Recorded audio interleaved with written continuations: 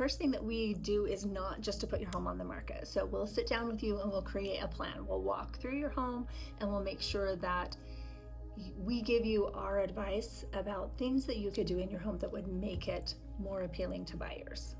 So for instance, one of the things that we'll do is you may think, hey, should I finish my basement? Should I not finish my basement? And we'll help you to figure out what things will actually maximize your value and what will just cost you more money. Because if you have an entire basement that needs to be finished and you go to finish your basement, the cost of that basement may be a lot more than you're going to get out of your home when you do sell it. So we'll help you to kind of figure out those things. Should you finish your backyard? Should you put in a fence? Things like that. So we'll help you to know what things you can do that will help your home to sell better and maximize your profits at the same time. We'll also talk about the best timing. I mean, there are times of the year that aren't great for selling, and times of the year that are a little bit better. So we'll talk about what time of the year is going to be better based on your circumstances and the general market of when would be a good time to put your house on the market. We'll talk about your goals for moving and what your plan is after you have sold your home. We'll also talk about what buyers are looking for in today's market. So what things are most appealing to the buyers that are out there.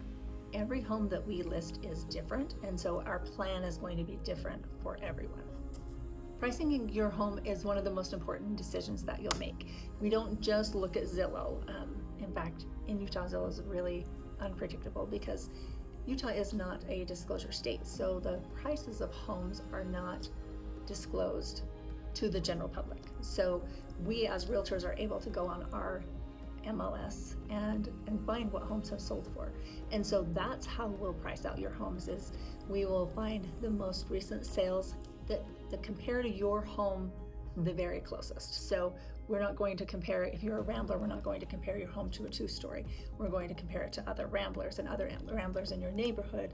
And we do it very similarly to an appraiser. An appraiser does it a lot more in depth, but we do a very similar analysis of your home to get you to a price range where we can say, hey, this is where we believe, in our professional opinion of what your home will sell for. So our goal is to price your home where it will get the most attention and not just sit on the market. One of my favorite parts about it is helping sellers get their home ready. So sometimes it could be as simple as rearranging furniture, maybe decluttering.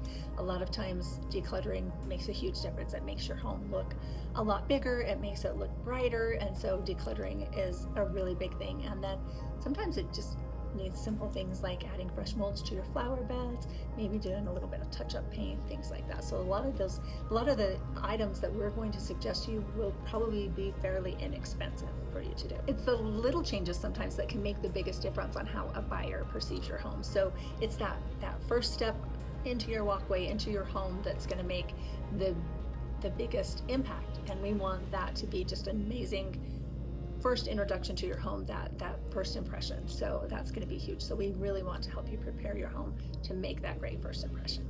So we like to make your home stand out, and this is where the marketing really matters. We'll get professional photography. We send a photographer in and they do professional photos, which I don't know if you've ever looked through listings, but you can definitely tell if they were taken with an iPhone or they were taken with by a professional photographer, because it makes a huge difference. It's so much brighter, there's so much bigger, and so we'll do the professional photography. And then a lot of times we'll do drone photos. Sometimes that doesn't make sense, but a lot of times it does. So it's nice to have those overhead photos of your home so that prospective buyers can see the whole neighborhood. And so we'll also do some beautiful videos. The photographer will also do a video of the home, and then we will also take some separate videos that are in different formats so that they can go on different types of social media platforms. So we all know that social media is where everybody's at, so the majority of our marketing is going to go and target our buyers through social media. We do it through actual ads, we do it through reels, we do it through posts, we do it through a variety of different ways on several different social media platforms. And that's kind of a plan that we make with our social media and our website designers, so that we have a plan for each home of how those videos and photos will be put out to our prospective buyers. So we will do email campaigns, and that will go out to hundreds of people. We have different lists for our email campaigns. So some might be like past buyers or sellers, some might be current clients, some might be different realtors that we know. So we'll have email campaigns that will go out to quite a variety of different types of groups that we have within our sphere of influence.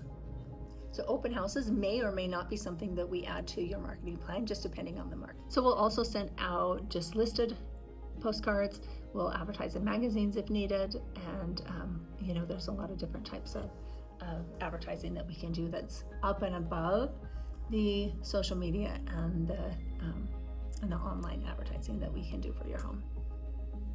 So really, we're not just listing your home, we are actively marketing it to try to attract the most qualified buyers to your home as possible. So when we do get an offer, or maybe we'll get multiple offers if we're really lucky and we price the home really competitively, and you've done all of these things to make your home as beautiful as possible, then sometimes we do get multiple offers. But in general, we're just seeing one offer at a time in this market.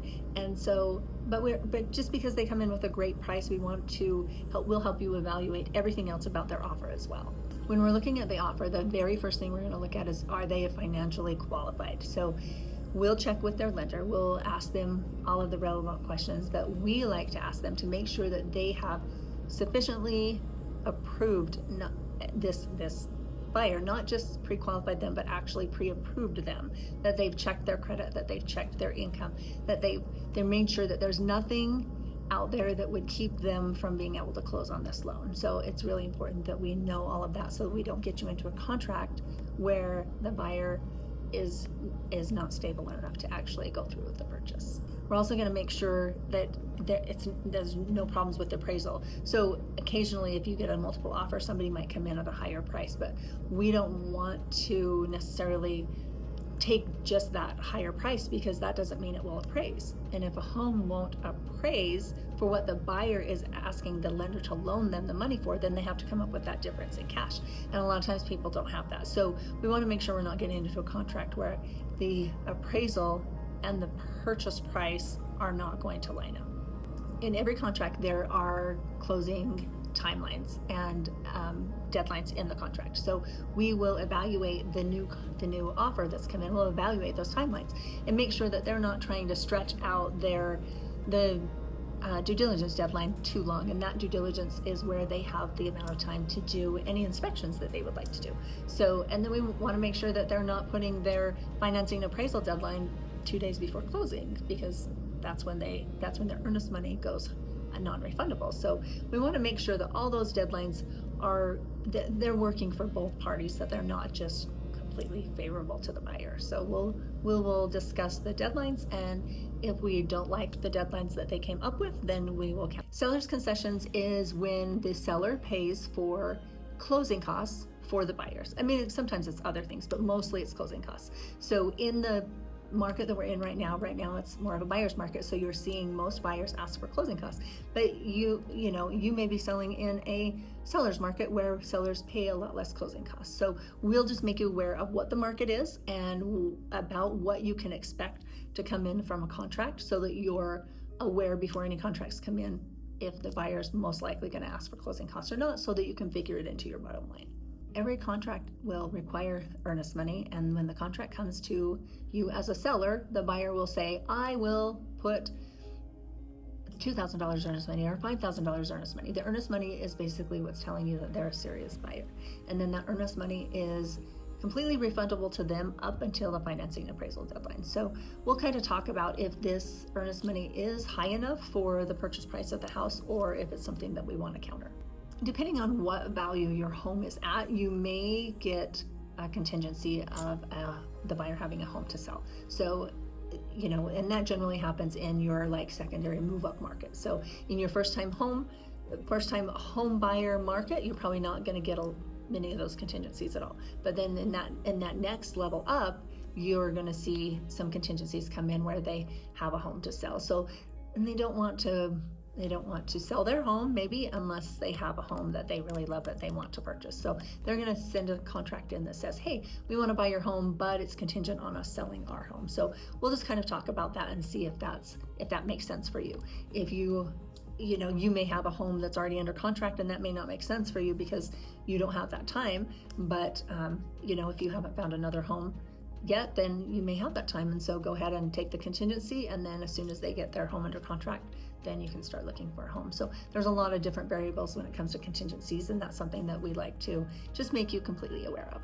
Even if you've got several offers, the highest one may not be the best offer, because that one may have less earnest money, they may have longer out dates, they may have a contingency, there may be other reasons. So if we were to get multiple offers, we would evaluate every aspect of it, because the highest offer may not be the best. So we like to make you aware of all of that.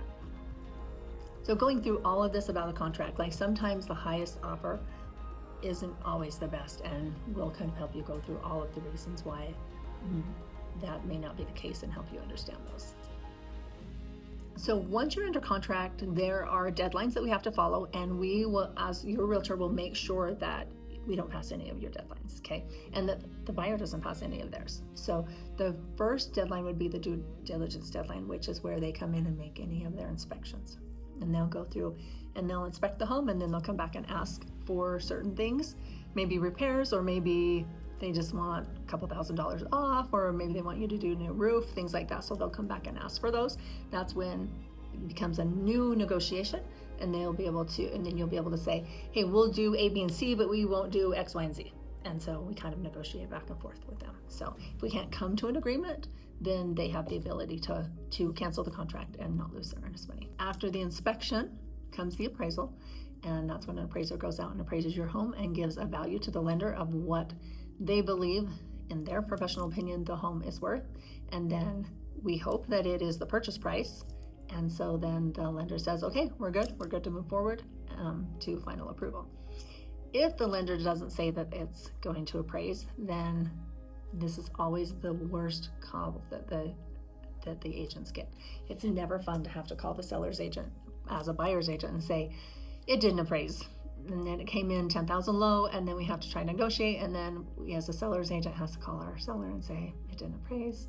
So in order to sell it, either they have to come in with $10,000, or you have to drop the price $10,000, and a lot of times the buyer doesn't have it. So it's never a good situation. So, but the best scenario is appraises for exactly what our purchase price is, and we pass our deadline and everything is good.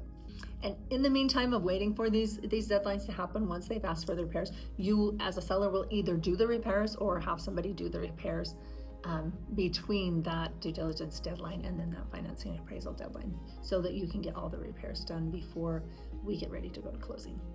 And there's paperwork. There's a lot of paperwork. So we handle all the paperwork. Mostly everything that you sign will be through a digital signing platform, unless you really love to just come in and sign with a pen, then we'll do that as well, or we can come to your home.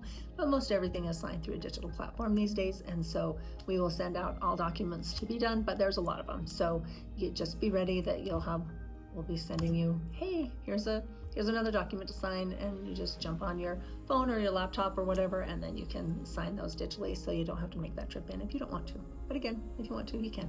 So communication with the lender is very important. So we want to make sure that the buyer's lender is continuing to move forward, and that there's nothing holding them up, and that we're not in the way at all. So we'll reach out to that buyer's lender, at least weekly, and make sure that they're good, that they're not waiting on anything for us, and that everything is going along smoothly. Mainly, we want to be aware if there's a problem as soon as possible. We will order a policy of title insurance for you. At closing, you will pay for a policy of title insurance for the buyer. That is a policy ensuring that for the whole history of this home, nobody has left any liens unpaid. Nobody sold the house and didn't pay off their mortgage. So that's just basically the gist of it. It's a policy saying, hey, everything before us has been free and clear, and then at closing, we will pay off our mortgage, which is all handled by the title company, so you don't even have to worry about it. But we will make sure that's what that policy does. So we will order that for you. We like to use local title companies, and if you happen to know somebody, we'll use them. But otherwise, we'll just use one of the great ones that we are familiar with, and they will send us over.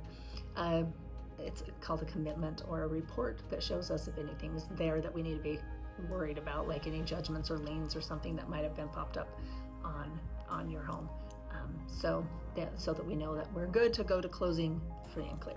So that's the title insurance. It kind of can be a little bit confusing, but it's really easy and we take care of it all for you. We'll also get your closing scheduled with the title company, and they'll be the ones that do the closing. So you'll come in and sign. You do not sign with the buyer. The buyers have a totally separate closing date and time, and they may even have a completely separate title company. So they will close completely separate, but we will schedule your closing and we'll be there, and you'll be there in the title company, and we'll get everything signed, sealed, and delivered basically. Our team keeps everything moving so that you don't have to worry about missing any important deadlines. So why work with Premier Utah Real Estate? Because you're not just hiring a realtor, you're getting an entire team behind you. And we know Tooele County because we live here. Most of us have been raised here, and we know what buyers are looking for in this market. And most importantly, we genuinely care about our clients. Most of our clients end up being friends, and they'll come back to us, you know, in years down the road. They send their kids to us. You know, we love to make our clients feel like they're part of the family, and we want them to be our friends. We want them to be our friends for life, and we want to be able to support them in all of their real estate desires and goals throughout their lifetime. So it's not just a one-time with us. Like, we want to be able to follow you through with any of your real estate goals, and be the person that you feel like you can call and say, hey, is my home worth this? Even though you're not thinking about selling, you know, for the next 5 years. Or you can call us and say, hey, I had this come up, can you answer this question? So we want to be those people that you're still going to call even when you're not right in the middle of a real estate transaction, that you're going to feel comfortable to call us for any type of a real estate question. If you'd like our free guide, 7 tips on how to sell your home faster, then comment fast below and we'll send it your way. Thanks for watching this video. If you'd like to see more about Tooele County and the real estate market here, then just hit subscribe below, and we would love to have you come back for another video. Thank you for watching, and we'll see you next time.